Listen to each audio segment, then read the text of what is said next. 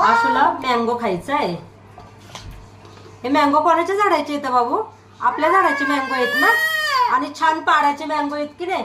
आता आपण ह्या ना पाडाच्या मँगोचं काय करायचं, मस्त आंबरस बनवायचा. ओके, तर आपण पहिल्यांदा काय करायचं, छान आंबे धुवून घेतलेत.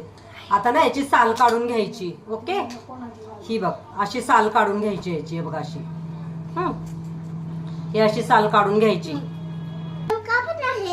हे बघ आता सोलून झालं की नाही. आता काय करायचं, हा मँगोचा गर आहे ना तो असा काढून घ्यायचा छान.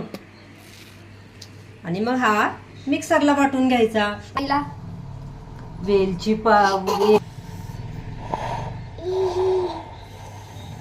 मिक्सरला किती वाटायला. हे बघ हे असं मिक्सर मध्ये घ्यायचं आणि छान असं मिक्सरला लावून घ्यायचं. आणि ह्यामध्ये वेलची पूड घालायची. बोललेलं माझं